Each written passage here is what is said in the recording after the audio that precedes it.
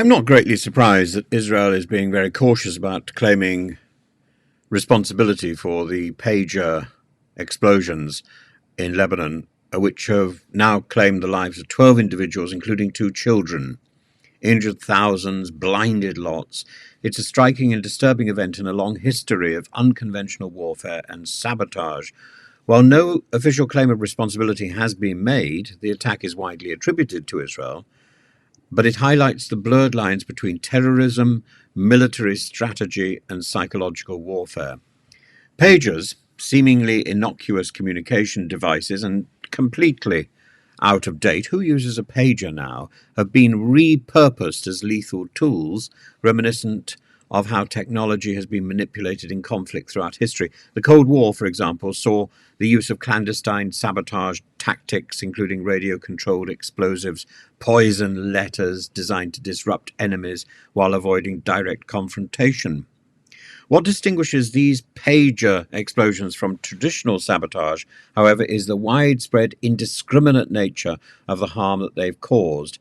Sabotage, particularly in military strategy, has typically aimed at targeted infrastructure or specific individuals, and in this instance, the deaths of civilians, including children, the blinding of indiscriminate civilians, the blinding of civilians indiscriminately signals a shift towards a form of terrorism that prioritizes fear and chaos over tactical precision. In other words, if the Israeli forces are responsible for this, they've moved from being a military force to being a terrorist army.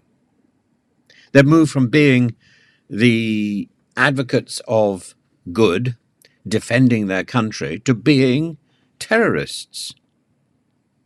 And the historical parallel of technological sabotage is nothing new. Going back to World War II, the British Special Operations Executive, the SOE, employed covert sabotage missions and covert missions like, for example, the man who never was, the Operation Mincemeat, an excellent film, by the way. Rigging seamlessly ordinary objects like coal or fountain pens with explosives to disrupt Nazi war efforts. These actions, while damaging, were aimed primarily at military targets, and the Lebanon pager explosions, in contrast, cross into a realm where civilians are the primary victims, echoing the strategy of asymmetric warfare seen in modern terrorist activities. I don't see how a country which promotes this can then turn around and say that they are the good guys. They're not. This is not the behavior of the good guys. This is the behavior of terrorists. What makes this event even more critical is the larger context of the Middle East's political landscape, where a single act of violence can reverberate across borders, drawing in international actors. Lebanese officials, along with allies such as Iran, Turkey, Russia, have condemned the attack. Of course they have, framing it not only as a violation of Lebanon's sovereignty, but as a potential catalyst for wider regional conflict.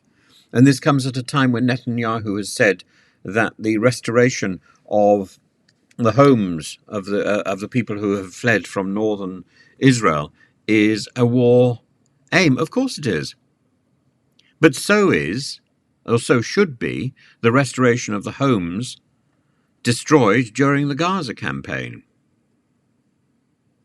And I think the idea of the Israeli-Gaza conflict spiraling out of control,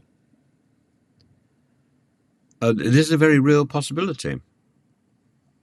And this hybrid warfare destabilizing the region doesn't help.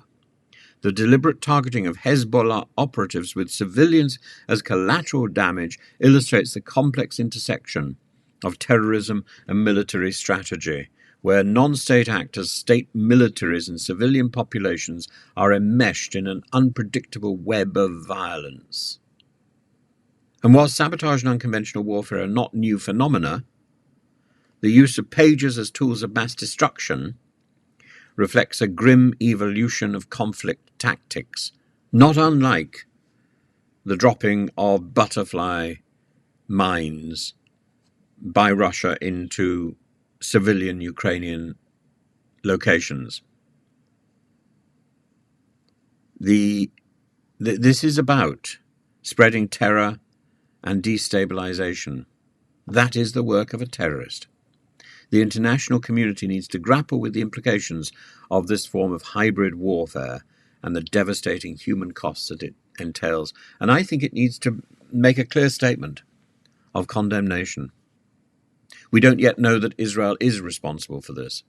It looks like the most probable actor in the field with the capacity to do this. This was a gross miscalculation.